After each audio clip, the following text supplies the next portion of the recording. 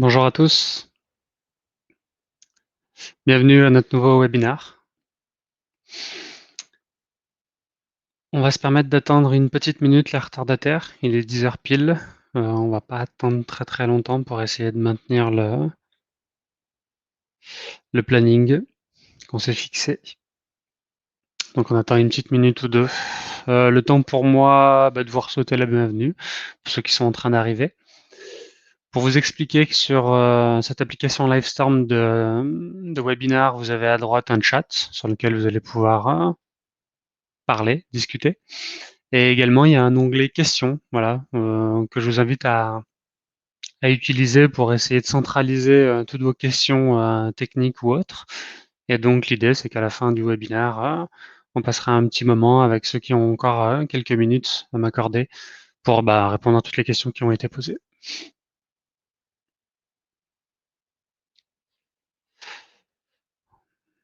Le temps d'attendre les derniers retardataires, je vais également vous soumettre un petit sondage pour essayer de comprendre un petit peu à qui on a affaire et à qui je m'adresse ce matin, comprendre le niveau de maturité par rapport au sujet qu'on va aborder ce matin, qui est l'IoT et notamment le protocole LoRaWAN.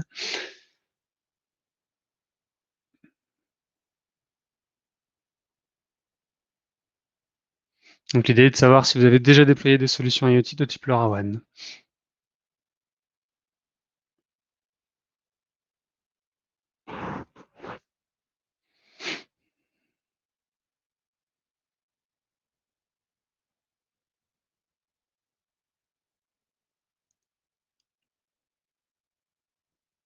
Allez, 10h02.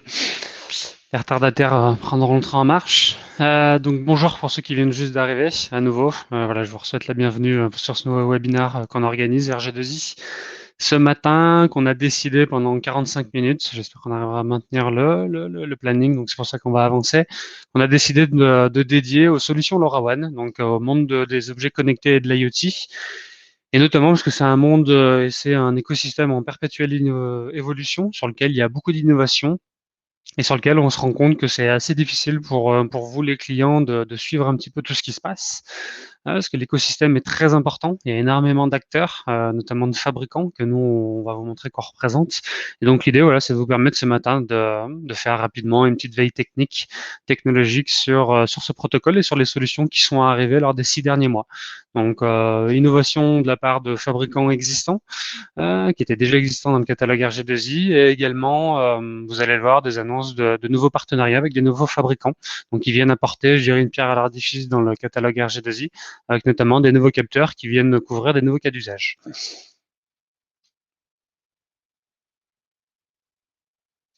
Allez, c'est parti. Donc, je serai votre seul intervenant ce matin. Enfin, donc, pour ceux qui ne me connaissent pas, je suis Olivier Bénas et je m'occupe de la partie commerciale et marketing, et principalement au niveau commercial de la partie IoT chez RG2I.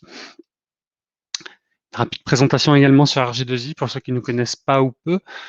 Donc RG2I, on est une société qui est basée à Saint-Étienne, qui existe depuis plus de 20 ans, qui a été créée en 1999 et qui s'est spécialisée dès la création dans la fourniture et dans la distribution accompagnée, c'est-à-dire qu'on accompagne en fait nos clients, intégrateurs, installateurs, exploitants, bureaux d'études et industriels, dans le choix, je dirais, d'une solution technique et économique qui vient toucher du doigt et qui vient euh, ouais, qui nous est remonté par rapport à des problématiques de communication industrielle. Donc l'accompagnement qu'on vous apporte et qu'on vous propose, c'est déjà d'une part, c'est de rechercher constamment des nouvelles solutions, parce que comme on le voit et comme on va le voir avec le protocole LoRaWAN, c'est en perpétuelle évolution, donc il y a besoin de nous de nous alimenter et de fournir dans notre catalogue des nouvelles solutions, parce que vous nous remontez des cas d'usage sur lesquels on a des trous dans la raquette de temps en temps, donc on recherche des nouvelles solutions de manière permanente au quotidien. Derrière, c'est en avant-vente, c'est de vous fournir beaucoup de conseils, de retours d'expérience et d'expertise pour vous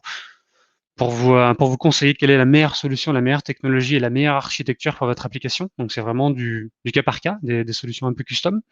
Et derrière, en après-vente, donc forcément, on vend le matériel. Et en après-vente, on est capable également de vous fournir un service après-vente qui est basé principalement autour de l'assistance téléphonique, du support technique et de la formation sur certains produits qui le nécessitent.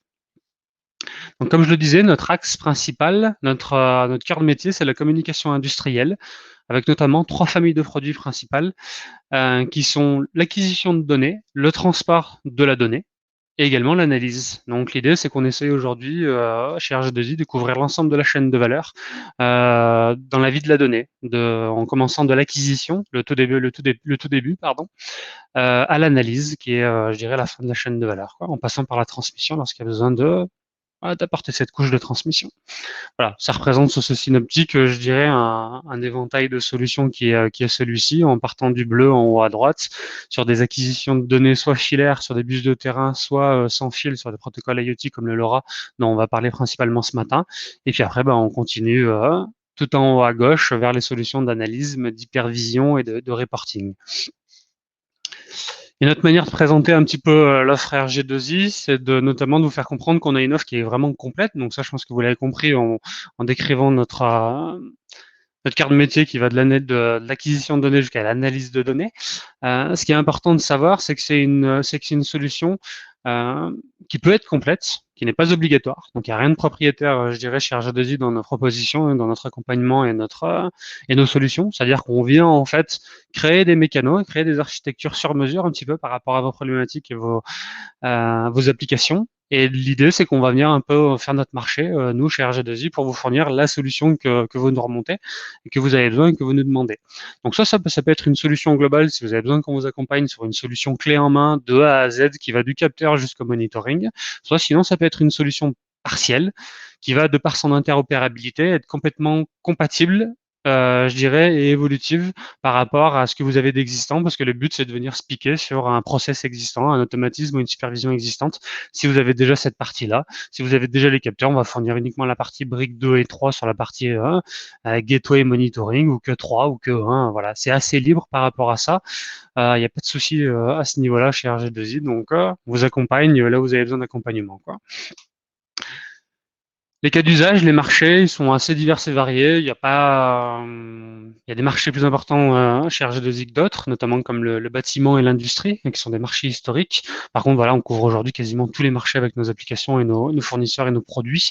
Il y en a d'autres qui sont un petit peu plus marginaux, comme un peu plus le transport ou le nucléaire ou la chimie. Mais c'est également des marchés qu'on est capable de couvrir avec nos solutions hardware et software. Une dernière, avant de passer sur la partie innovation, nouveauté LoRaWAN, une dernière slide en guise de piqûre de rappel un petit peu pour ceux qui sont pas je dirais en plein déploiement et en pleine maturité sur cette technologie-là et sur ce type d'architecture-là. Voilà, l'idée c'était de vous présenter, de vous proposer un scope global de la manière dont on voit, je dirais, une architecture IoT chez RG2I. Donc on la décompose chez nous en 3 familles, en 3 briques, qui vont représenter, vous l'aurez compris, les 3 familles de produits qu'on propose. Donc la première famille qui est le démarrage, la genèse d'une architecture IoT et notamment d'une architecture LoRa, c'est les capteurs. Donc l'idée, c'est de pouvoir instrumenter, de pouvoir faire de l'acquisition de manière déportée du process, de manière non intrusive par rapport à un process et une architecture existante. L'idée, c'est de pouvoir venir mettre à droite, à gauche des objets connectés, des IoT, qui vont permettre, grâce à leur protocole radio et sans fil, de pouvoir faire une instrumentation et généralement en même temps une communication. Donc le capteur fait l'instrumentation et il a également un protocole de communication qui va lui permettre, sa mesure, d'être envoyé en sans fil sur l'étape numéro 2, qui est la partie qu'on va appeler connectivité, la partie centrale sur l'architecture et le schéma, et qui va consister à connecter, je dirais, la donnée qui provient du capteur. Donc il y a 2 possibilités. On le voit, c'est représenté soit sur des protocoles de manière filaire, c'est-à-dire qu'on va, alors cette filaire, c'est pas vraiment pour schématiser, normalement c'est sans fil d'ailleurs. Mais l'idée, c'est qu'on va fournir une architecture qui est privée, qui est locale. On va vous permettre de créer votre propre réseau radio sur la base de capteurs et de gateway du même protocole. Et après, la deuxième architecture possible, c'est d'utiliser notamment pour le LoRaWAN et le Sigfox, on va appeler ça un réseau téléphonique, le réseau d'un opérateur téléphonique qui va offrir une couverture nationale et qui va permettre à nos capteurs, à vos capteurs, d'utiliser et de louer le réseau téléphonique de l'opérateur pour pouvoir pousser les données dans le cloud et derrière les récupérer via la dernière solution, la brique numéro 3 à droite, qui est une solution de monitoring, de reporting ou d'hypervision qui, elle, son job va être de récupérer les données brutes, soit en provenance de la gateway, soit en provenance de l'opérateur téléphonique, pour pouvoir les mettre en valeur, les mettre en forme de manière graphique, de manière technique, avec des statistiques, des alarmes, des tableaux de bord et ainsi de suite. Donc voici rapidement en 2 minutes ce qu'est une architecture IoT, comment elle se décompose. Et grâce à nos solutions standards, ouvertes, évolutives et complètement interopérables, encore une fois, on peut, et surtout vous pouvez, faire votre marché dans notre catalogue pour, je dirais, prendre uniquement ce qui vous intéresse et ce qui vous manque. Donc on va passer du coup aux nouveautés, les innovations LoRaWAN qui sont arrivées ces 6 derniers mois. Pardon. Donc du coup, je vais commencer par un fabricant que certains connaissent, qui s'appelait Ursalink avant, qui a décidé de changer de nom en début d'année au mois de janvier. Donc Milesight, anciennement Ursalink. Donc Milesight, anciennement Ursalink, voilà, nous a proposé dans les 6 derniers mois un nouveau capteur qui s'appelle EM300. Donc c'est un capteur que j'ai dans la main, que je tiens dans la main, qui est ici. Donc vous allez le voir sur cette slide, ce nouveau capteur se décompose en 4 applications différentes, en 4 produits et 4 références différentes. Toujours sur la même base, parce que vous le voyez avec les images, toujours sur la même base du même capteur que je tiens dans mes mains. Donc un capteur qui est assez compact et qui, quelque chose de générique par rapport aux 4 références, va avoir un indice de protection IP67, donc plutôt pour des applications outdoor. Une configuration très simple avec une application Android avec son smartphone via notamment du NFC pour le configurer, donc quelque chose d'assez simple et moderne et intuitif pour configurer ce type de produit-là. Et un produit qui fonctionne exclusivement sur batterie. Donc il y a une batterie à l'intérieur qui gère 4 ampères-heure. Et on a la possibilité en option de rajouter une deuxième batterie à l'intérieur du produit, à la commande, et qui va permettre de doubler l'autonomie du produit. Donc de passer de 4 ampères-heure à 8 ampères-heure pour doubler l'autonomie du produit. Premier cas d'application, première référence, EM300TH, voilà, comme son nom l'indique, uniquement température-humidité. Donc pour des applications sévères, industrielles ou outdoor. Donc je dirais ce qu'on a pu faire et fournir pour des clients qui nous ont sollicité sur ce produit-là, soit pour de l'industrie, soit pour de l'outdoor, soit pour de la vigne également, de l'agriculture. Voilà, l'idée était de monitorer les températures et humidité dans de la vigne. Donc c'est quelque chose d'assez économique qui peut être fait avec ça. Donc l'intérêt, c'est que son faible coût va permettre de multiplier les capteurs, notamment quand on est dans l'échelle d'une vigne. D'un domaine viticole, ça peut être assez important. Donc l'idée, c'est qu'on va pouvoir avoir ce luxe d'en mettre pas mal sur l'ensemble du secteur. Le deuxième capteur, SLD, Spot Leak Detection, donc c'est une détection de fuite spot sur un point précis. Donc l'idée, c'est qu'on va avoir un contact notamment magnétique avec 2 broches métalliques qui vont nous permettre sur ces 2 broches-là, lorsqu'il y a de l'eau au contact des 2 broches, d'activer un contact sec, c'est ni plus ni moins qu'un contact sec à l'intérieur du produit et qui va permettre d'envoyer une alarme en temps réel pour dire alerte, Artung, il y a une fuite d'eau, il y a une détection d'eau, par exemple sur une zone de stockage, sur un supermarché, un hypermarché qui a besoin de sécuriser des données périssables, des produits périssables, pardon. Le troisième, qui est arrivé en même temps que les autres, d'ailleurs, ils sont tous arrivés en même temps, ces EM300, c'est le ZLD. Donc le ZLD, c'est le Zone Leak Detection. Donc c'est la détection de fuite, mais sur l'ensemble d'une zone. Donc l'idée, c'est que vous le voyez avec le câble jaune, on va pouvoir rayonner autour d'un produit, d'une palette, d'un data center, avec un câble qui à minima fait 3 mètres de long, mais qui peut être beaucoup plus long que ça en option, donc plusieurs mètres, voire plusieurs dizaines de mètres supplémentaires. Si vous avez vraiment une grande zone, je dirais, à surveiller, à monitorer, sur lequel vous auriez besoin toujours, même principe, d'envoyer une alarme lorsqu'il y a de l'eau au contact du câble. Et le quatrième EM300, c'est le MCS, donc c'est Magnetic Contact Sensor, donc c'est un contact magnétique qui va permettre, avec un accessoire qui est fourni dans le produit, feuilleur de porte, qui va permettre de détecter l'état d'une porte, d'une fenêtre, d'un skydome, donc fenêtre de toit, et qui va permettre de détecter son état normal ou anormal, et lorsque c'est anormal, de renvoyer pareil en temps réel une alarme. Donc l'idée, c'est de connaître l'état en temps réel d'une porte, d'une fenêtre ou d'une fenêtre de toit type skydome. Donc voici pour les capteurs EM300 chez Milesight. On continue. UC500. Donc UC500, on est plutôt sur des applications industrielles à ce niveau-là. Le produit est assez gros. Vous le voyez là, je suis obligé de prendre les 2 mains. Il est assez lourd, il est assez gros. Il est assez costaud, ce produit-là. Donc plutôt pour des applications industrielles, on est sur un produit en fait multivoie, un petit peu couteau suisse dans l'IoT et le LoRaWAN.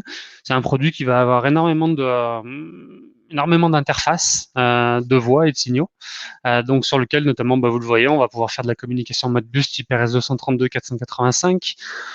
On va avoir des entrées analogiques, on peut avoir des entrées tout ou rien, des sorties relais, on a également des sorties de différents types d'alimentation si on a besoin d'alimenter des capteurs qui sont déjà sur place pour faire l'instrumentation.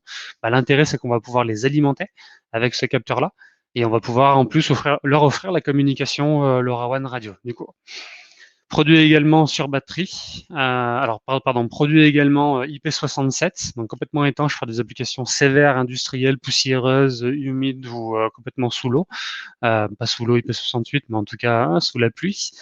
Configuration toujours pareil chez MileSight, Versalink en NFC, donc de manière assez simple avec la même application assez intuitive, user-friendly.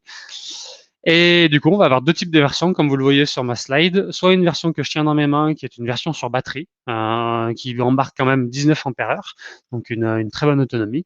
Et une deuxième version qui permet pour des applications outdoor, vraiment dehors, de fonctionner sur panneaux solaires avec batterie rechargeable. Donc voilà, deux types de produits différents pour deux types d'applications un petit peu différentes. Si on a besoin ou non, je dirais, d'un panneau solaire pour faire fonctionner ce produit-là. Ce produit-là, il a été décliné, une autre application, il a été décliné dans ce qu'on appelle l'UC 510 ou 511 ou 512, pardon. Donc je l'ai pas ici à côté de moi, mais c'est exactement le même principe, c'est exactement le même produit. Sauf que l'application est un peu différente et elle est exclusivement dédiée à l'agriculture.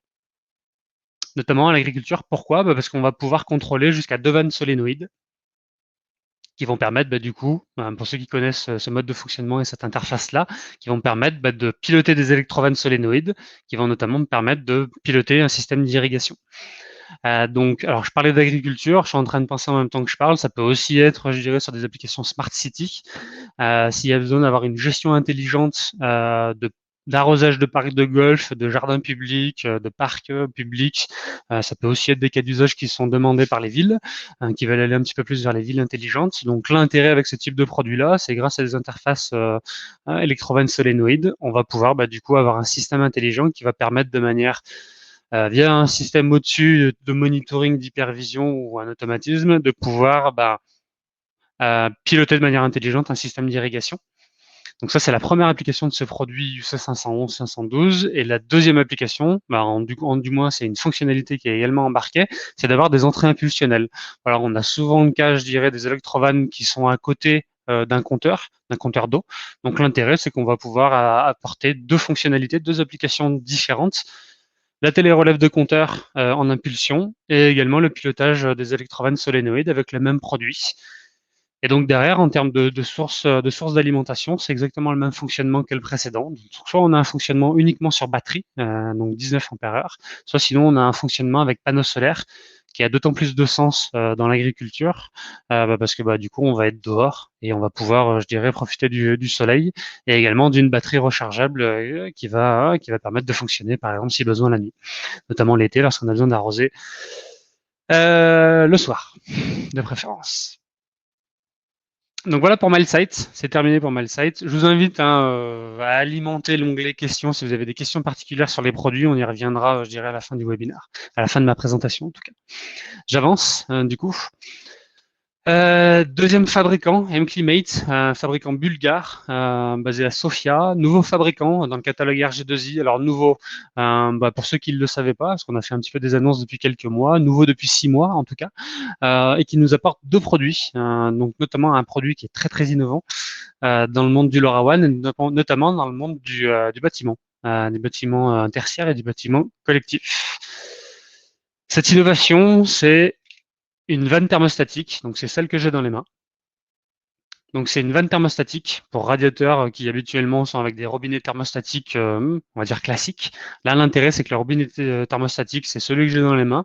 L'intérêt, c'est qu'il va fonctionner sur batterie, il va embarquer un servomoteur et il va forcément embarquer une communication LoRaWAN qui va permettre deux choses, d'envoyer des informations sur de la température-humidité, parce qu'il intègre sur le servomoteur et sur la vanne une sonde d'ambiance de température et d'humidité, donc ça va servir également à du monitoring d'ambiance, mais surtout, son principal cas d'usage, c'est de pouvoir piloter individuellement des radiateurs.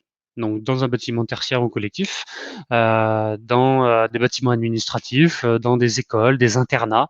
L'intérêt, c'est qu'on va pouvoir individualiser les températures cibles, donc les consignes de chauffage en provenance d'un régulateur, qui va piloter individuellement toutes ces vannes thermostatiques-là. Et donc l'intérêt, c'est qu'on va pouvoir de manière planifiée et de manière individuelle, dire bah, tel radiateur 21 degrés et tel étage, par exemple d'un internat, bah, parce que c'est les vacances scolaires, et ben on va réduire tous les radiateurs de cet étage-là à 19 degrés. Voilà, il y a différentes fonctions qui sont assez intéressantes embarquées dans cette vanne thermostatique-là. En termes de réglage, on va pouvoir autoriser quand même un réglage manuel local de la température cible pour un certain confort pour les usagers locataires propriétaires. Mais également, on va pouvoir borner, je dirais, un seuil pour dire, bah voilà, quand les locataires en local tournent ma vanne, ils ne peuvent pas descendre en dessous de 20 degrés, ils ne peuvent pas monter au-dessus de 22 degrés, histoire d'assurer, je dirais, un certain confort, mais également certaines consommations d'énergie. En dessous de 20 degrés la nuit, si possible, s'il vous plaît. Donc l'autre type de réglage et de fonctionnalité, c'est la possibilité de verrouiller mécaniquement le moteur qui est embarqué. Donc à distance, on a cette capacité de dire bah, j'ai pas envie que les gens en local ouvrent. Donc typiquement le cas d'usage dans les écoles, les collèges, les lycées, au fond de la classe, éviter que je dirais il y a des étudiants ou des lycéens viennent tourner ça, soit pour le fermer, soit pour l'ouvrir à fond. Voilà, on a cette capacité avec cette vanne-là en contrôle de réglage de pouvoir verrouiller mécaniquement la vanne thermostatique Vicky. L'autre chose, dernière fonctionnalité, détection d'ouverture de fenêtre. L'idée, c'est un fonctionnement assez intelligent. On peut définir pendant 10 minutes, lorsque la vanne détecte une chute de la température, qui correspond, parce que souvent le radiateur est en dessous d'une fenêtre. Donc, ouverture de la fenêtre, donc on coupe le radiateur, et derrière, au bout de 10 minutes, on le réouvre, parce qu'on considère que la fenêtre est refermée. Fonctionnement sur batterie, autonomie assez importante également. Je vous invite à regarder également, je ne l'ai pas cité, sur en haut des slides, vous avez tous les liens URL vers le site rg2i.com qui vont vous permettre de vous alimenter et de vous renseigner sur des questions beaucoup plus techniques, comme notamment les autonomies, le manuel d'installation, d'utilisation, de paramétrage et ainsi de suite, quoi. Le deuxième capteur, c'est un peu le best-seller chez tous les fabricants de capteurs LoRaWAN aujourd'hui. C'est le température-humidité, c'est la sonde d'ambiance. Voilà, ils ont fait un capteur qui est celui-ci, c'est celui que je tiens dans les mains, donc quelque chose d'assez sobre en termes de design, d'assez light en termes de poids et d'encombrement également, voilà, qui sait se faire assez discret. Donc l'idée, c'est une sonde de température-humidité, tout ce qui est de plus classique dans le protocole et la technologie et l'écosystème LoRaWAN. Fonctionnement sur batterie. L'intérêt de ce produit chez MClimate, c'est son coût. Voilà. Chez RG2I, c'est le produit le plus économique pour faire de la température-humidité. Sachez-le, pour information, pensez-y si besoin.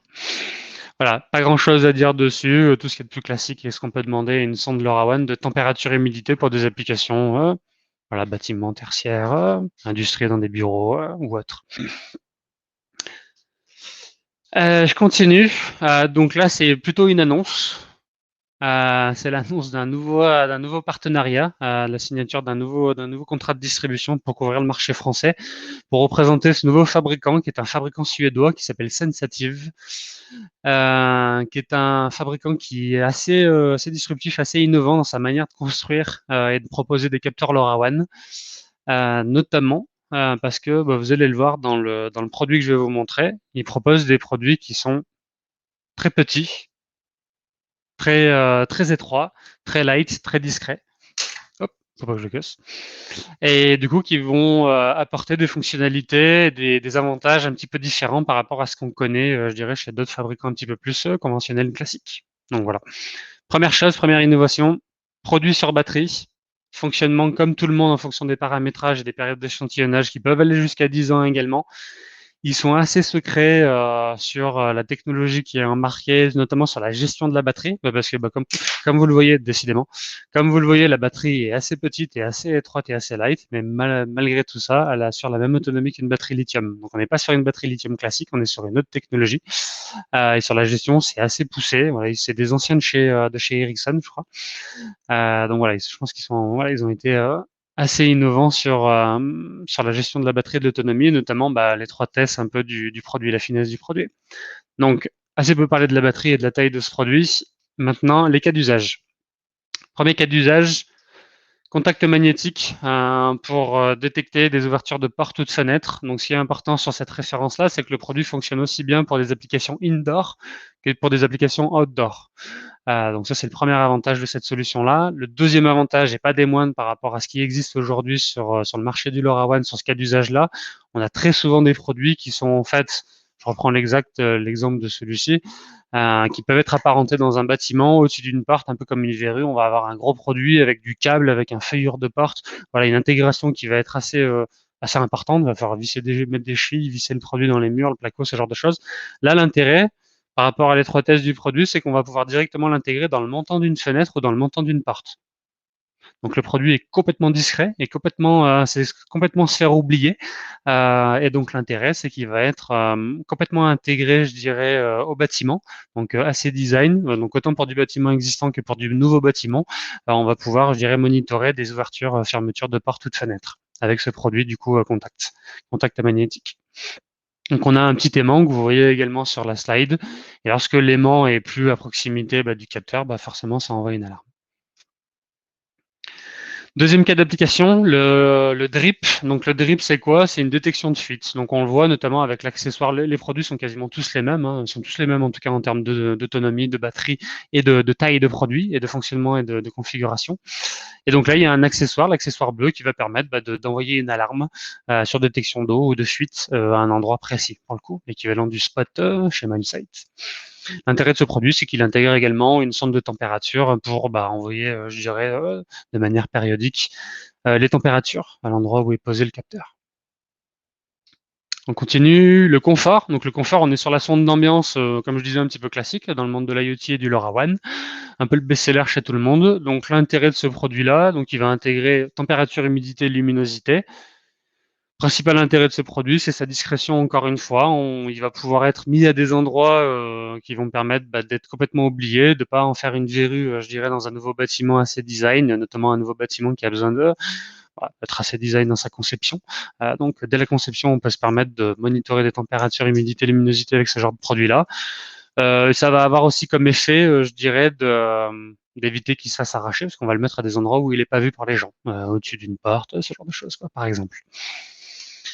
Et le quatrième et dernier cas d'usage qui est couvert et qui est très intéressant parce qu'il nous permet de couvrir un cas d'usage qu'on ne savait pas couvrir aujourd'hui chez RG2I et pour lequel on pense que dans le futur et très prochainement, notamment par rapport au contexte qu'il y a sur les manières de travailler, sur la gestion des bureaux et des occupations de bureaux et des lieux de travail, c'est le sensor présence. C'est le capteur présence. Donc c'est un capteur infrarouge qui sert à faire de la détection d'occupation de bureau. Donc l'intérêt, si vous me voyez, je suis sur ma chaise. Et en fait, sur le montant, sur la tranche de mon bureau, je peux positionner ce capteur. Donc du coup, via un système de scotch 3M, pardon. Et l'intérêt, c'est qu'on va pouvoir détecter s'il y a une personne qui est présente à sa place, à son bureau ou non. Et du coup, l'application qu'on voit, c'est ce qu'on appelle aujourd'hui du Smart Office ou du Flex Office. Smart Office, voilà, l'idée, c'est de comprendre un petit peu comment sont utilisés les bureaux. Et Flex Office, c'est pour des cas d'usage un petit peu plus espace de coworking. L'intérêt, c'est qu'on va pouvoir informer des utilisateurs, des locataires, des bailleurs ou autres, sur les endroits où ils doivent aller, je dirais, en fonction de l'occupation d'un bureau dans un espace de coworking. Donc l'intérêt, c'est qu'on fournit en temps réel des informations d'espace d'occupation ou d'inoccupation de bureau. Et comme ça, on peut distribuer des flux de travailleurs, d'employés dans un étage, dans des salles de réunion ou autres. Donc voilà, capteur de présence pour le FlexOffice, Smart Office. Donc voilà pour ce nouveau fabricant Sensative, ce qu'il va pouvoir vous apporter, ce qu'on va pouvoir vous apporter avec ce nouveau catalogue. Le suivant, c'est un fabricant français qui s'appelle Nexelec. Donc c'est pas un nouveau lui dans l'écosystème LoRaWAN. C'est un fabricant qui est assez connu et assez réputé, renommé dans l'écosystème LoRaWAN, notamment parce qu'en fait il est centralisé, il est très compétent dans un cas d'usage bien précis qui est la qualité d'air intérieur.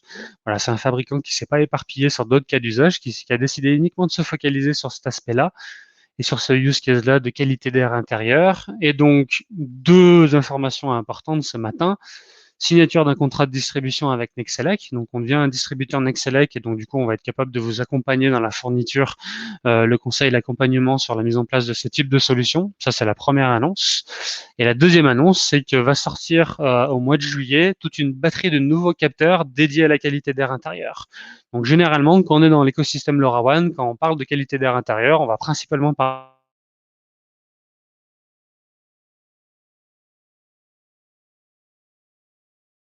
avec Nexelec, ça va beaucoup plus loin. Vous allez le voir, je vais vous le détailler avec 5 capteurs qui arrivent au mois de juillet. Premier capteur, il s'appelle le capteur Sense. Il va embarquer température, humidité, luminosité, présence, nuisance avec un capteur de bruit, CO2, COV, particules fines PM10, PM2,5 et PM1. Donc produit assez complet, vraiment dédié à de la qualité d'air intérieur, vraiment dédié également à du confort, des nuisances, qualité de confort, qualité de travail par rapport notamment à la partie bruit et à la partie respiration, inhalation de polluants. Donc pour pouvoir monitorer tout ça. Donc voilà, produit assez complet, le capteur Sense, dispo à partir de juillet 2021. Le suivant, il s'appelle le capteur Atmo. Capteur Atmo, qu'est-ce qu'il fait? C'est ni plus ni moins que la même chose que le Sense. Par contre, il va pouvoir, en plus que le Sense, il va pouvoir individualiser, il va pouvoir monitorer et surveiller de manière individuelle un polluant qui s'appelle le formaldéhyde. Donc l'intérêt, c'est voilà, c'est un polluant qui est assez présent dans tout ce qui est mobilier, notamment lié à de la colle. Et donc pour des applications, notamment dans tout ce qui est bâtiment de petite enfance, type crèche, maternelle, école, ce genre de choses, voilà, c'est assez intéressant, c'est assez important parce que c'est quelque chose d'assez nocif. Donc je dirais la petite enfance est un petit peu je dirais le profil de personnes à protéger le plus, parce que c'est les personnes un peu les plus vulnérables. Donc l'intérêt, c'est qu'on va pouvoir individualiser ce polluant-là, formaldéhyde, avec ce capteur Atmo. Le suivant, capteur aéro. Un capteur aéro, c'est la même chose que le Sense, sauf qu'on va avoir la présence en moins. Donc capteur de détection de présence et de mouvement en moins sur l'aéro. Sinon, on fait le reste des mesures et d'instrumentation, température, humidité, luminosité, bruit, CO2, COV. Le suivant, c'est un capteur PMI, donc c'est vraiment une centrale de qualité d'air intérieur qui va me permettre d'avoir température, humidité, luminosité, bruit, CO2, COV et particules fines, PM1, PM2,5, PM10. Voilà, pareil, disponible au mois de juillet. Et le dernier, c'est le PMO, qui est déjà arrivé pour lui, pour le cas, j'aurais pas dû le mettre en juillet 2021, qui est une centrale de traitement d'air outdoor. Donc l'idée, c'est à l'échelle d'une ville, à l'échelle d'un écoquartier, on a cette capacité avec cette centrale de traitement d'air outdoor, donc pour application outdoor, de mesurer la qualité d'air extérieur, notamment grâce à la pression atmosphérique, aux particules fines et à la température humidité.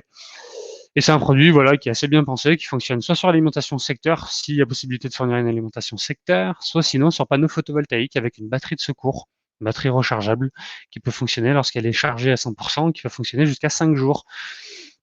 Donc voilà pour les nouveautés Nexelec. Ce qu'il faut savoir, c'est que, alors mis à part pour le PMO dont je viens de parler, qui peut fonctionner sur panneau et batterie de secours, tous les autres produits, vu qu'ils embarquent quand même énormément d'informations sur la qualité d'air, des informations qui sont assez énergivores. On va être sur des produits de qualité d'air et de monitoring de la qualité d'air qui vont fonctionner exclusivement sur une alimentation de type USB-C.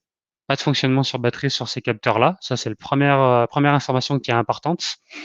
Et la deuxième information qui est importante, pour l'instant, je vais vous montrer le produit parce que je l'avais dans les mains, je ne vous l'ai pas montré. Donc voici à peu près la taille des produits Nexelec. Deuxième information importante, c'est qu'on a un feu tricolore qui est paramétrable et qui va me permettre de générer en fait le jeu de LED rouge, orange ou vert en fonction de la qualité de CO2 et en fonction de seuil de CO2 que vous pouvez paramétrer. Paramétrage qui se fait avec une application pareille smartphone Android en NFC.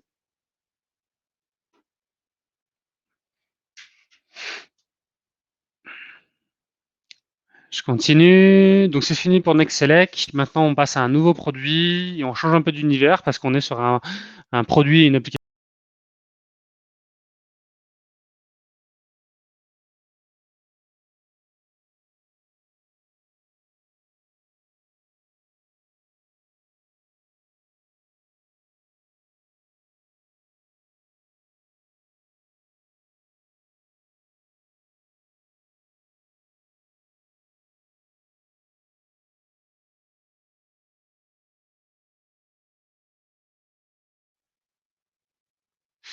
Désolé, messieurs, j'ai été éjecté.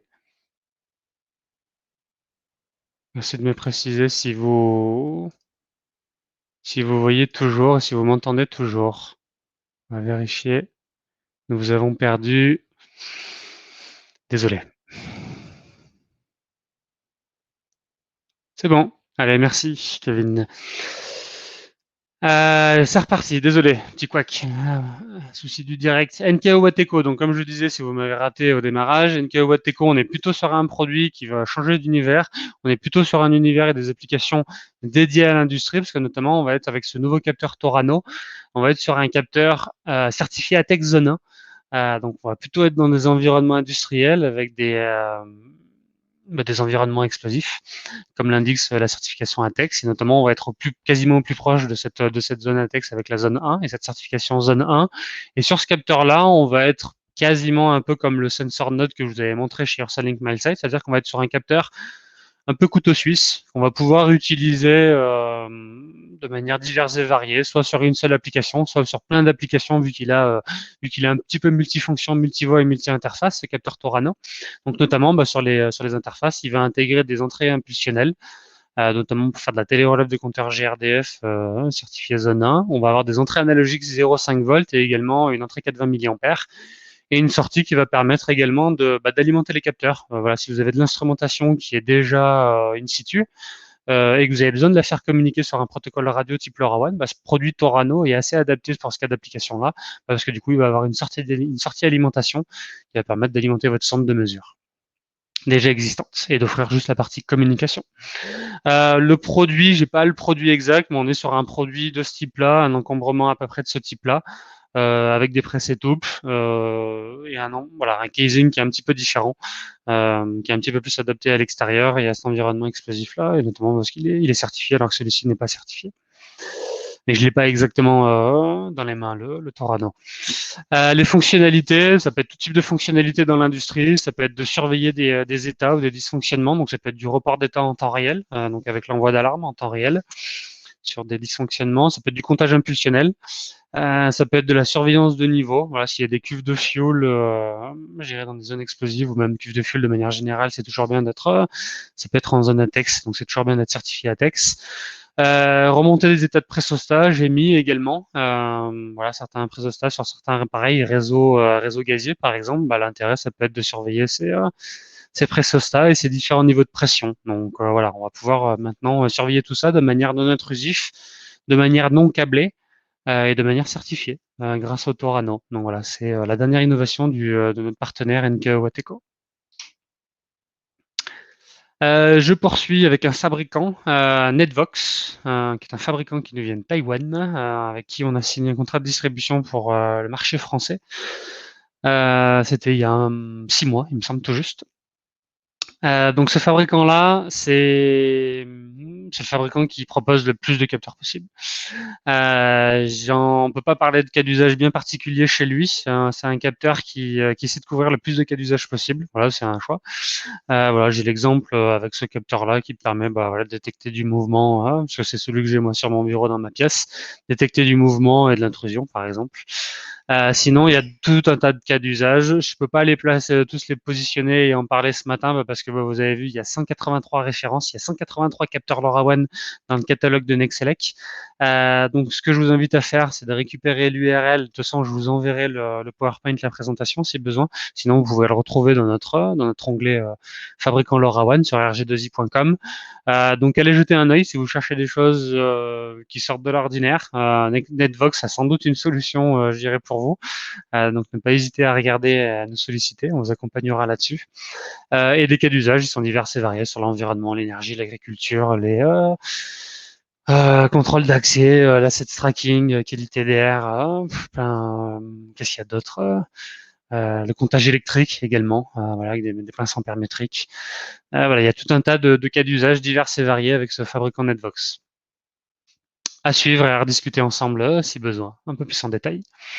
On avance, on avance. Endless Wireless. Donc Endless Wireless, à mon avis, c'est un des fabricants qui fait partie des fabricants les plus connus dans l'écosystème LoRaWAN, dans l'écosystème IoT, on va dire avant le LoRaWAN, parce que c'est un fabricant historique qui fabriquait des capteurs radio sur un protocole historique qui s'appelait le WMBus, donc Wireless MBus, que certains ont peut-être déjà utilisé, qui existe depuis 5, 6, 7 ans, qui a également développé une bonne offre également sur le protocole Sigfox et qui est arrivé fin d'année 2020 avec, je dirais, la duplication de tout son catalogue Wireless MBus et Sigfox sur le protocole et la technologie LoRaWAN.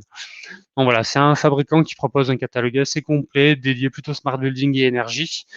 Et donc avec le catalogue que je vous ai tout mis, sous les yeux, ce qu'il y a chez Endless.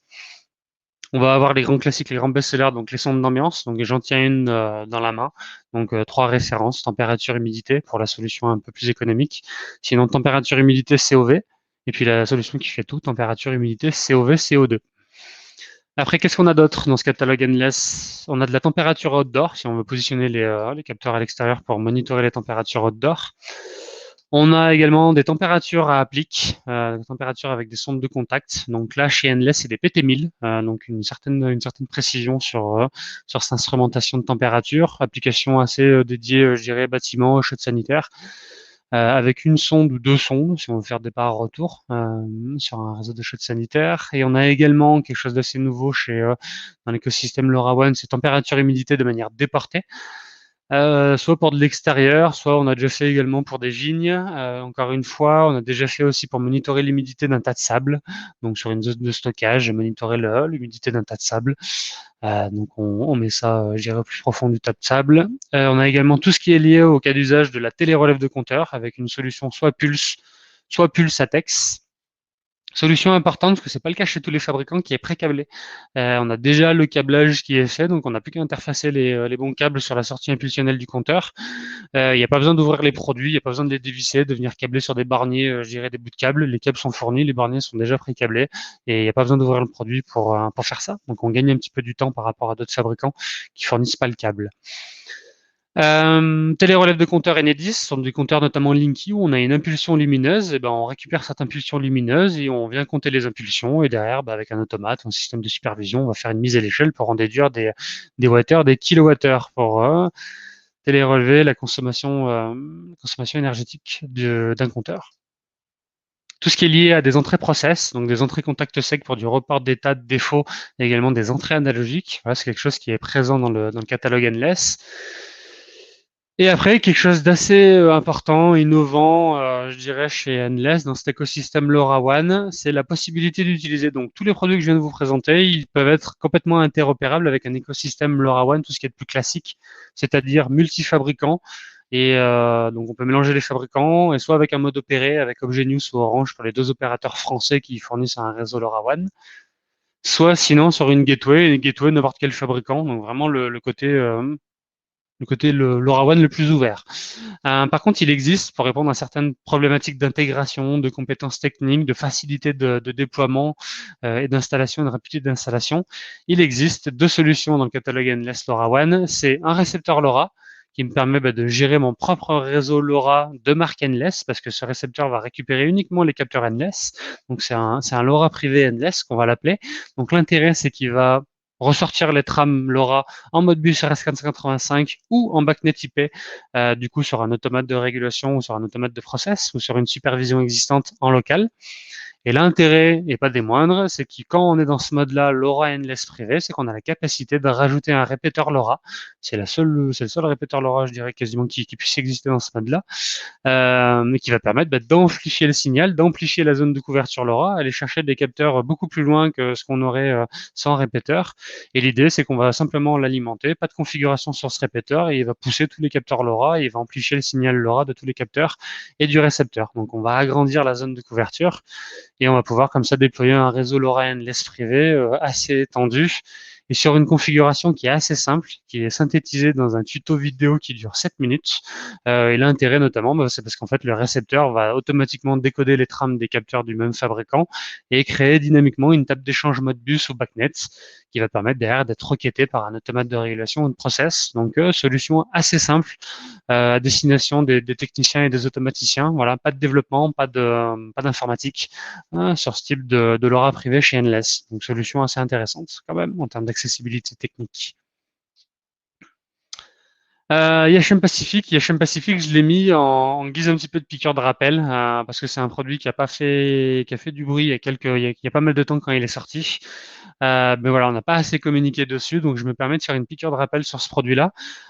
Donc ce produit-là, vous le voyez, je l'ai dans les mains. Qu'est-ce que c'est? On voit assez bien, on le devine assez bien. C'est un compteur, c'est un compteur électrique monophasé directement LoRaWAN. Donc l'intérêt, c'est qu'il fait son job de compteur électrique, comme un compteur Chauvin ou qu'est-ce qu'il y a d'autre j'ai oublié les noms. Bref, c'est comme un ou autre ou Schneider. Euh, Circuitor, je cherchais, pardon. Donc voilà, compteur électrique monophasé. L'intérêt, c'est comme un bon compteur, je dirais, sur lequel on veut faire de la facturation, il est certifié MID et MIDé. Donc vous allez pouvoir l'utiliser sur le relevé des informations de consommation pour pouvoir certifier des usagers sur leur consommation. Et l'intérêt, c'est qu'il intègre nativement directement avec une antenne qu'on peut déporter. Donc on est dans un tableau divisionnaire et on peut déporter du coup l'antenne LoRa et donc il intègre directement la communication LoRaWAN. Donc on a un produit, un compteur électrique monophasé qui est clé en main, qui fait sa mesure de comptage et qui fait également la communication LoRaWAN. Et autre fonctionnalité et autre performance de ce produit-là, c'est qu'il va être capable de mesurer tout ce qu'un compteur électrique peut vous apporter comme information de mesure électrique. Notamment, vous les avez sous les yeux, c'est l'énergie active, réactive, puissance active, tension, courant, facteur de puissance, et également la position du disjoncteur, parce qu'on a un relais. On a un relais magnétique dessus qui est pilotable du coup à distance. Donc l'intérêt de l'utiliser en protocole LoRaWAN, c'est que le protocole LoRaWAN va permettre de pousser des informations de comptage au fil de l'eau toutes les 10 minutes sur les consommations électriques d'un abonné, d'un usager, d'un locataire, je dirais, sur un bâtiment, une entreprise qui vient louer des bureaux, par exemple. Le propriétaire, l'exploitant veut individualiser, veut plus faire des tantièmes et veut individualiser les consommations et facturer les consommations de chaque locataire. L'intérêt, raison X ou Y, des vacances ou autre, possibilité en version descendante, de possibilité de piloter ce relais et du coup de faire du délestage. Donc c'est pertinent le délestage également dans l'éclairage et c'est intéressant aussi lorsqu'il y a des vacances. On a fait beaucoup ça également. Un autre cas d'usage que je peux vous partager, c'est sur des campings. Voilà, le cas d'usage des campings, c'est voilà, l'hiver, il n'y a personne, et tout est piloté à distance, tous les compteurs sont mis en mode, le relais sont mis en mode off, et voilà, pendant la vacance du camping, il n'y a personne qui consomme. Voilà, il y a ça également sur des gens du voyage, sur des marchés, sur des halles gourmandes, on va dire, dans les villes également. Voilà, les petits corners, ils ont chacun leur propre consommation. On va pouvoir individualiser les consommations et facturer de manière individuelle les consommations.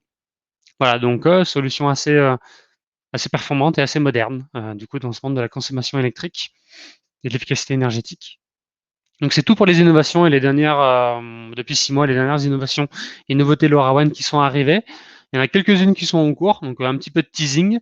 Donc c'est des solutions qui sont en cours de développement, soit chez des fabricants existants, soit qui sont en cours de négociation, c'est-à-dire qu'on est en train de négocier des contrats de partenariat et de distribution avec des nouveaux fabricants parce que on est intéressé par couvrir ces nouveaux cas d'usage. Les cas d'usage, c'est lesquels? C'est détection de niveau de poubelle. Un cas d'usage propreté, environnement et smart city, c'est la capacité de détecter des niveaux de containers, donc de poubelles, de corbeilles, de containers d'eau, de carton, de déchets, de compost, de ce qu'on veut à l'échelle d'une ville.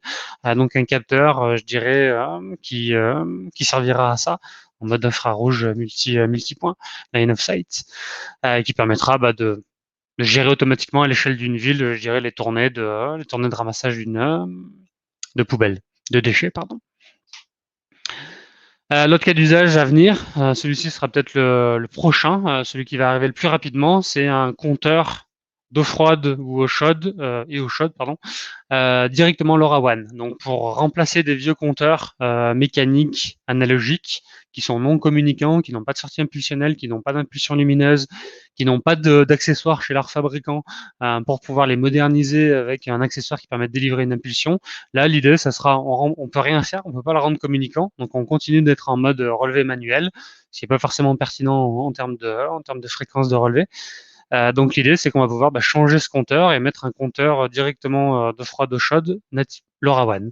Donc il sera communicant LoRaWAN et il pourra, pareil, certifié MID, être utilisé pour de la facturation et en même temps, la relève se fera automatiquement. Ce qui est assez important parce qu'il y a une échéance qui arrive en 2027 où l'idée est de pouvoir être en mesure de télé-relever, je dirais, tous les compteurs d'eau dans certains cas d'usage, notamment liés au bâtiment. Donc voilà, ça va dans le cadre un petit peu de ce genre de réglementation, ce nouveau capteur LoRaWAN qui va arriver. Prochain cas d'usage également qu'on recherche activement, c'est le comptage de personnes. C'est cette capacité de gérer du comptage de personnes, c'est assez pertinent en ce moment avec le contexte sanitaire actuel, c'est de pouvoir compter en live les entrées et les sorties pour pouvoir maintenir une jauge de personnes dans un bâtiment fermé, dans une zone fermée. Donc voilà.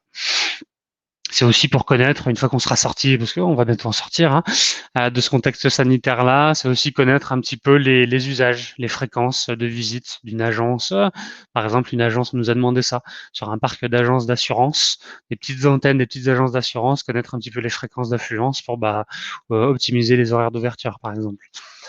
L'autre cas d'usage à venir, c'était stationnement, donc application Smart City, parking également, Smart Parking et Smart City, donc tout ce qui est détection de véhicules pour pouvoir distribuer à l'échelle d'une ville de manière intelligente, aller dire allez plutôt sur ce parking-là ou sur un autre, et de pareil, de détecter, de connaître un petit peu les usages et les fréquences d'utilisation et de stationnement des visiteurs, des touristes ou autres, quoi. Et le dernier cas d'usage qu'on recherche, peut-être le plus difficile pour nous à trouver en ce moment, c'est la station météo connectée. Cette capacité avec un anémomètre, avec un capteur de température, d'humidité, de pluviométrie, donc pour des applications Smart City, également Building, lorsqu'il y a besoin de gérer des DJU, également pour des applications Smart Agriculture. Voilà l'intérêt d'avoir une station météo qui est connectée nativement en LoRaWAN. Donc voilà pour les capteurs, et on va passer rapidement, parce qu'il va falloir bientôt terminer. Est-ce que quelle heure il est? Il est 10h50 effectivement, mais on est sur la fin. Sur les gateways. Donc les gateways, l'intérêt de la gateway LoRaWAN, c'est de construire un réseau LoRa privé, donc c'est de ne pas passer justement sur ce qui est grisé, c'est d'éviter de passer par un opérateur Obgenius ou Orange, qui sont les deux opérateurs à fournir un réseau national LoRaWAN. Donc l'idée, c'est de s'affranchir de leur réseau, soit parce qu'ils ont des problématiques de couverture à l'endroit où vous avez décidé de déployer des capteurs, soit parce que vous allez vous affranchir, parce que vous avez un nombre important de capteurs sur une zone précise, à l'échelle d'un bâtiment, vous allez vous affranchir de leurs abonnements. Il est tout à fait pertinent donc de déployer une gateway pour créer, construire et gérer votre propre réseau, votre propre antenne LoRaWAN, qui va permettre derrière deux choses en termes d'architecture, soit via une communication ADSL avec un réseau local, soit avec une carte SIM et avec un modem 4G embarqué, de directement pousser les paquets LoRaWAN des capteurs en local, d'aller les pousser sur Internet, sur un cloud ou sur un service tierce. Soit sinon, l'autre fonctionnalité qu'on peut apporter sur nos gateways, c'est de décoder les trames LoRaWAN en provenance des capteurs et c'est de les convertir vers un protocole industriel Modbus TCP, parce que le but final, c'est d'éviter de tirer du câble et c'est de se repiquer sur un process industriel en mode bus TCP ou une supervision existante, ou sinon l'autre protocole à l'échelle du bâtiment et des automatismes de régulation, c'est de convertir les trames et les paquets LoRaWAN en BACnet IP, puisqu'on a un automate de régulation qui va dialoguer dans ce protocole-là, et donc l'idée c'est de convertir tout ça en BACnet IP en local. L'idée c'est d'alimenter, d'éviter de tirer du câble et d'alimenter la régulation et le process en local en instrumentation, sans fil. Donc ça, c'est l'architecture LoRaWAN privée. Et donc, depuis 6 mois, on a également des nouvelles solutions. La première, elle nous vient de chez MileSite. Donc, ça fait 6 mois. Donc, on est à la limite de l'innovation, du coup, de ce que je vous avais promis. Donc, c'est cette jolie passerelle donc qui nous vient de chez MileSite IoT, donc anciennement Ursalink. Donc, c'est une passerelle indoor.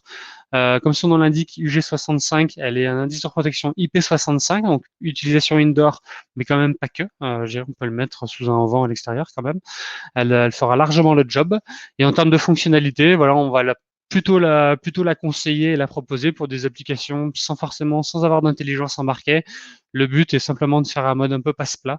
Donc l'idée, c'est que je prends des paquets de capteurs LoRaWAN et derrière, je vais les pousser, soit en utilisant un mode packet forwarder, c'est-à-dire complètement transparent. Je vais pousser ça, je dirais, sur un LoRa, un serveur LoRa, ce qu'on appelle un LNS, un LoRa Network Server déporté, chez TTN, TTI, Sharpstark ou autre. Soit sinon, je peux me permettre d'utiliser le propre LNS embarqué dans la passerelle. La configuration est assez simple. Un web server, on se connecte en Ethernet. Derrière ici, on se connecte en Ethernet sur un PC, web server, et puis ben, on vient whitelister les capteurs qu'on a envie de pousser si on est en mode LNS embarqué, et sinon bah, on vient pas lister les capteurs, on pousse tout ce qu'il y a dans le quartier. Et derrière, on va pouvoir bah, pousser ça sur une URL avec un protocole web sécurisé type HTTPS ou MQTT. Voilà, c'est la passerelle qui est adaptée pour couvrir voilà, plusieurs dizaines, voire plusieurs centaines de capteurs sur un même endroit. Possibilité de déporter l'antenne LoRa si besoin pour sortir à l'extérieur, ce qui est ce que je vous conseille pour couvrir le plus de zones possible. Voilà, donc ça c'est un peu la solution, je dirais, économique, lorsqu'il n'y a pas besoin forcément d'intelligence et on revient sur l'architecture d'avant qui est plutôt dédiée sur des applications où j'ai pas besoin de pousser les données en local, j'ai plutôt besoin de les pousser à distance.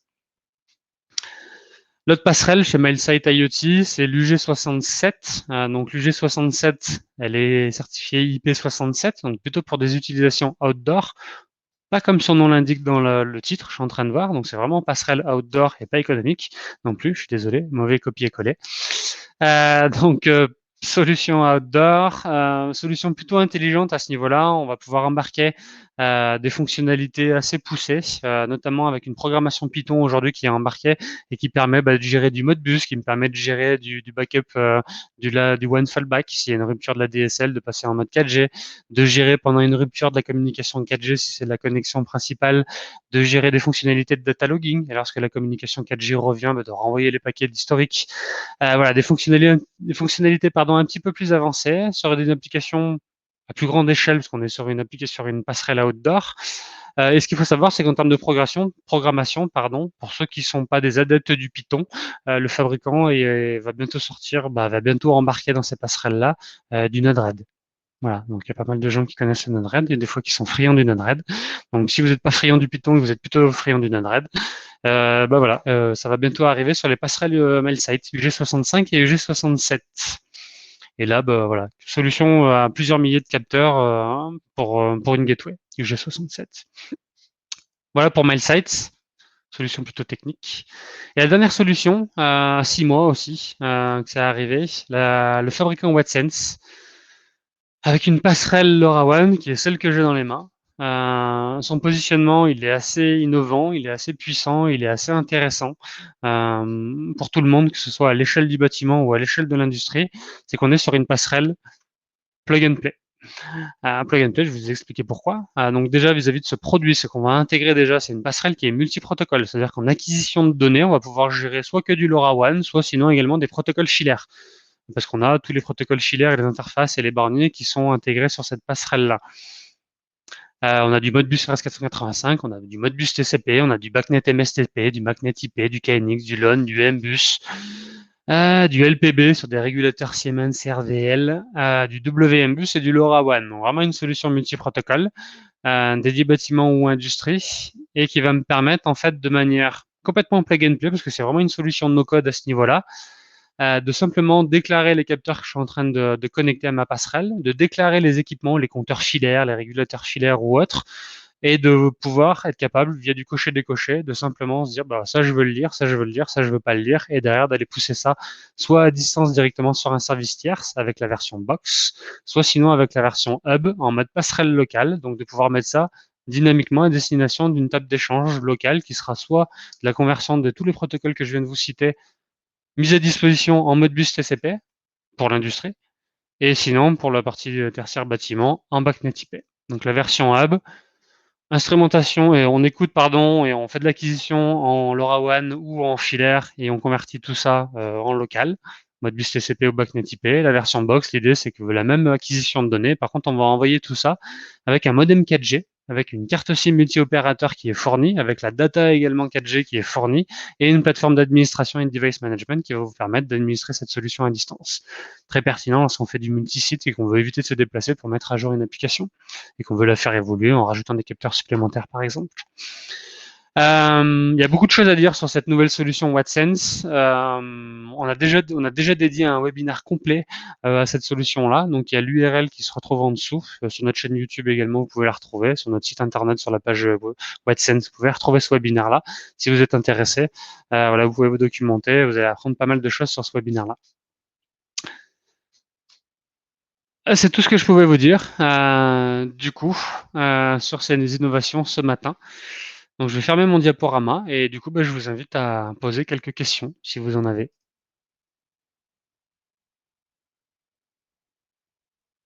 C'est le moment pour ceux qui ont encore un petit peu de temps. Je suis à votre disposition autant de temps que vous voulez. Donc, je vais faire un rétropédalage, voir s'il y a des questions.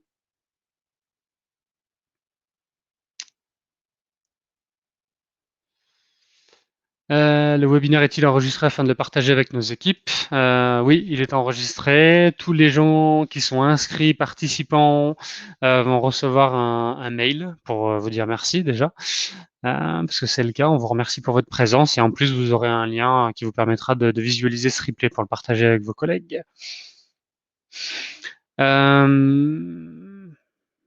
Pouvez-vous donner un ordre de grandeur de l'autonomie des appareils car la puissance de la batterie n'est pas parlante? Euh, L'autonomie dépend de pas mal de choses. Quand on parle de protocole LoRaWAN, il y a deux intrants qui sont assez importants. Le premier, c'est la fréquence d'échantillonnage. Donc, c'est la fréquence à laquelle le capteur va envoyer des données. Donc, la principale utilisation des capteurs et de protocole LoRaWAN, c'est de faire du monitoring. Donc, c'est d'instrumenter au fil de l'eau une température. Voilà, on va avoir un suivi de la température ou de son process, ce genre de choses. Donc, l'idée, c'est qu'on va faire ça de manière déportée dans le temps. Donc, l'idée, c'est que, est-ce que vous voulez le faire de manière déportée toutes les 10 minutes, qui est un peu, je dirais, le maximum qu'on puisse faire, toutes les 15 minutes, toutes les 30 minutes, toutes les heures ou toutes les 12 heures. Ou, voilà, c'est entièrement paramétrable, cette partie-là, sur ce protocole LoRaWAN. Donc, c'est le principal entrant et prérequis qui va faire que, voilà, en fonction de cette période que vous allez définir, vous allez plutôt être à 1 an sur certains fabricants et certains capteurs. Et sur d'autres, vous allez plutôt être à 3 ans, 5 ans, 8 ans. Voilà, ça dépend. Ça, c'était la première chose qui impacte la batterie et l'autonomie de la batterie. La deuxième chose, c'est qu'on a la possibilité de jouer sur ce qu'on appelle des spectres, donc une configuration des réglages SF. Donc c'est ce qu'on appelle un spectre factor, qui va me permettre en fait d'aller plus ou moins loin, d'avoir plus ou moins de puissance en termes d'émission radio, si vous voulez, vis-à-vis de mon capteur. Et donc ça va de 7 à 12, si vous voulez, le spread factor en LoRaWAN. Si j'ai pas besoin d'aller très loin, que je veux garantir une haute autonomie de ma batterie, je vais plutôt aller sur le SF7. Voilà, ma gateway, elle est pas très loin, donc j'ai pas besoin d'être très puissant en termes d'émissions radio LoRaWAN. Je me passe sur un SF7. Typiquement, vous allez avoir une meilleure autonomie que si vous êtes sur un SF12. Le SF12, il est destiné à aller beaucoup plus loin, à couvrir une zone beaucoup plus étendue, à aller chercher une gateway beaucoup plus loin ou à aller outrepasser beaucoup plus d'obstacles, pas parce que le capteur est dans un environnement assez difficile. Cage de Faraday, bâtiment, TGBT ou ce genre de choses, quoi. Donc voilà deux types de choses qui peuvent impacter l'autonomie de vos batteries. Chez certains fabricants, on a des calculettes qui permettent de calculer dynamiquement l'autonomie de la batterie en fonction de ces paramétrages-là, justement. Donc voilà, ça dépend des fabricants. Faut pas hésiter à nous solliciter lorsque vous avez besoin d'identifier quelle est l'autonomie en fonction de ces paramétrages-là. On partagera avec plaisir ces informations-là. Quelle est la fréquence d'échantillonnage possible sur la gamme MailSite? Comme pour tous les autres, elle est entièrement personnalisable. Donc, dans la limite, je dirais entièrement personnalisable dans la limite de ce que vous avez le droit de faire avec un protocole public et normé, qui est le LoRaWAN 868 MHz. Donc, c'est un protocole qui est normé, qui est libre de droit, sans licence. Donc, il y a des restrictions en termes d'occupation de la bande. Donc, généralement, voilà, une information toutes les 10 minutes, c'est ce qu'on peut faire de mieux. Euh, Où est la sonde de température? Alors, j'ai pas compris la question. Ça serait intéressant de préciser sur quel capteur, pardon. Échantillonnage local et distant, cloud, oui, c'est des choses qu'on peut faire en local ou à distance. On peut reparamétrer via ce qu'on appelle des downlinks. Donc le downlink, en fait, c'est à distance, soit vis-à-vis de la passerelle ou de l'automate, soit vis-à-vis d'un serveur type cloud. Vous avez la possibilité d'envoyer des consignes. Donc les consignes, ça peut être changer l'état d'une sortie relais si vous voulez faire du pilotage. Soit sinon, ça peut être de reconfigurer votre produit. Donc dans ces reconfigurations-là, vous pouvez gérer cet échantillonnage-là à distance. Sous quelle fréquence peut-on transférer une donnée vers la passerelle concrètement? Bon, je pense que j'ai à peu près répondu. C'est entièrement paramétrable. Donc voilà, ce qu'il faut comprendre. Par contre, la question, je pense qu'elle me vient d'une personne qui vient du monde de l'industrie. On n'est pas comme en filaire sur un process classique filaire. On n'est pas là pour faire de l'instrumentation à la seconde et au temps réel. Alors, mis à part si on remonte si on veut faire du report d'état et de défaut, là, forcément, s'il y a un défaut, un contact qui est normalement ouvert et qui se ferme, forcément, l'information et l'alarme va partir en live, en temps réel. Mais sinon, le reste des cas d'usage, c'est du monitoring. Donc, voilà, c'est pas fait pour faire du temps réel. Donc, à voir si c'est bien adapté à votre cas d'usage. Fréquence la plus basse sous-entendue. Voilà, 10 minutes sur un LoRaWAN public. Et quand on est sur le LoRa Endless privé, donc vraiment le protocole un peu propriétaire à Endless, on n'est pas soumis à ce qu'on appelle le duty cycle, donc cette limite de communication et d'échantillonnage. Et on peut descendre à la minute sur du LoRa Endless privé.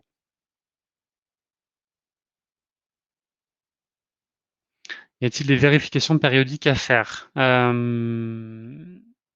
comprends pas vraiment la question. Donc si vous pouvez la repréciser, s'il vous plaît. Après, on continue. Ok, donc là, c'est une proposition de partenariat à discuter en privé, de préférence. Euh, Concernant le SF, donc Spread Factor, les capteurs présentés intègrent-ils l'automatique data rate? Oui, on peut aussi gérer cette partie-là avec la partie data rate qui va permettre de gérer ça. Ça dépend des capteurs. À regarder de manière individuelle par fabricant et par capteur, parce qu'on en a quand même beaucoup. Donc à regarder de manière individuelle à tête reposée. Comme ça, je ne saurais pas vous dire précisément s'ils le font tous.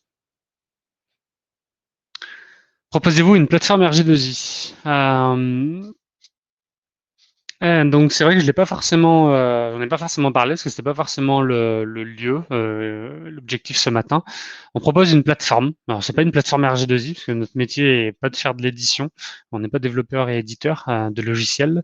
Par contre, comme tout le reste de notre catalogue, on propose des solutions sur étagère standard que vous allez pouvoir utiliser, soit pour une solution clé en main. Donc on a vu, on a passé un peu des différents cas d'usage qui vont du capteur à la gateway des produits dédiés capteurs et gateway. Et donc, on peut proposer en bout de chaîne une plateforme qui va nous permettre de monitorer toutes ces données brutes en provenance des capteurs et des gateways pour fournir des solutions d'application, donc des solutions d'hypervision, de gestion de multisites de capteurs et d'objets connectés, fournir des tableaux de bord, fournir du monitoring, de l'alerting et du reporting. C'est des choses qu'on peut proposer également en bout de chaîne, donc il ne faut pas hésiter à nous solliciter si vous avez besoin de présentation. On a également fait un webinaire dédié par rapport à ça.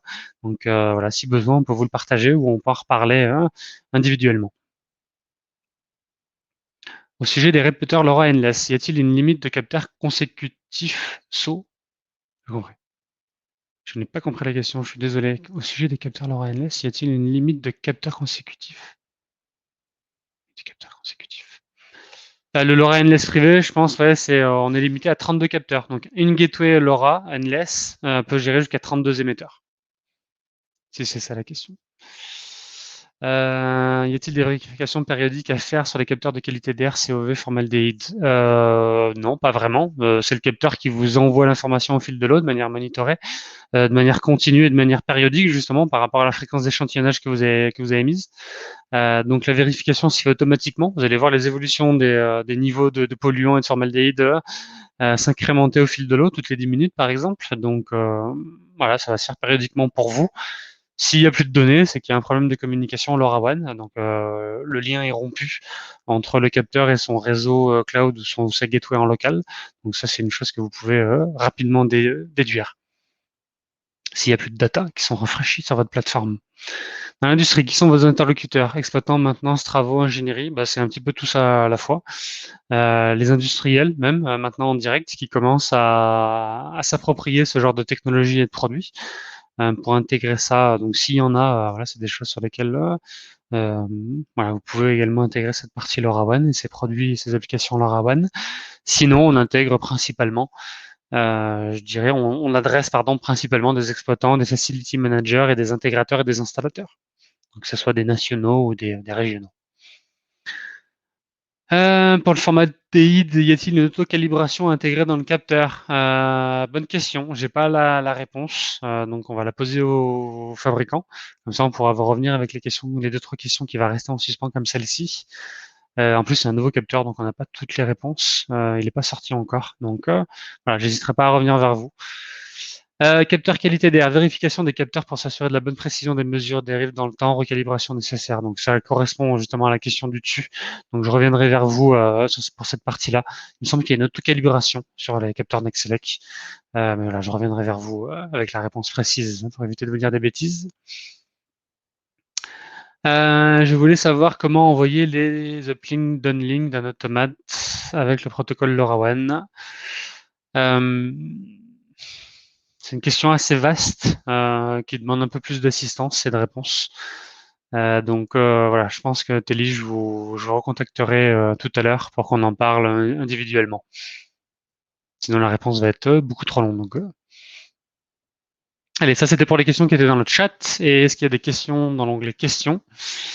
Pas vraiment, dommage, mais c'est pas grave. Moi, tout le monde en a profité. Est-ce que la plateforme surveille la vie du capteur et est capable de générer une alerte en cas de rupture de communication du capteur? Tous ces capteurs procèdent la fonction adaptive data rate. Donc pour le data rate, comme je vous le disais, ça dépend des capteurs et des fabricants. Et pour la plateforme, effectivement, très souvent dans une trame LoRaWAN qui est envoyée par un capteur, on a une information qui est liée au niveau de batterie de ce capteur-là. Donc avec la plateforme, forcément, c'est quelque chose qu'on peut très facilement monitorer. Donc soit déjà afficher pour permettre dans le tableau de bord identifier et afficher visuellement et très rapidement où est-ce qu'on en est dans l'autonomie et la vie de la batterie. Et c'est également quelque chose qu'on peut alerter, c'est-à-dire qu'on peut définir un seuil si on arrive à 20% du restant de vie de la batterie. La plateforme peut envoyer une alarme pour dire un opérateur, un technicien, il va falloir procéder à une opération de maintenance pour remplacer toutes les batteries des capteurs qui sont en dessous de 20%, quoi. Voilà, quelque chose qui est totalement possible parce que les capteurs envoient l'information et parce que notre plateforme permet également de la monitorer. Voilà pour ça. J'ai l'impression qu'on a terminé les questions. Merci, merci, merci, merci, merci. Bonne journée. Ben voilà, j'ai l'impression d'avoir fait le tour de toutes les questions. Si vous en reste, n'hésitez pas à les poser. Sinon, si vous n'avez pas le temps, n'hésitez pas à revenir vers nous, à nous appeler, à nous envoyer un mail. Donc, le webinaire est enregistré, vous allez recevoir le replay, vous allez pouvoir le partager, vous recevrez également par mail, si ça vous intéresse, le support de présentation. Voilà, ça vous évitera de partager le replay si vous voulez juste discuter de manière figée et posée en réunion avec vos collègues d'une partie des objets que vous avez vus ce matin sur mon PowerPoint. Et ben voilà, vous pourrez les partager avec vos collègues. Donc, vous aurez aussi un mail avec cette information-là, avec ce support de présentation-là. Donc voilà, c'est tout pour ce matin. Merci à tous pour votre présence. N'hésitez pas à nous solliciter si ces nouvelles solutions, nouveaux capteurs vous intéressent. On est là pour vous accompagner techniquement et économiquement. On est là pour vous accompagner pour faire notamment des benchmarks. Lorsqu'on a vu comme ça, il y a des produits qui sont des fois qui se marchent un peu sur les pieds dans notre catalogue. Voilà, l'intérêt, c'est qu'on peut benchmarker la meilleure solution technique et économique pour vous. Donc voilà, ça vous permet de gagner du temps parce qu'on fait un peu le travail, je dirais, pour vous à ce niveau-là. Merci à tous. Passez une bonne fin de journée. À bientôt, week-end en approche. Et à bientôt pour un prochain webinaire. Merci à tous.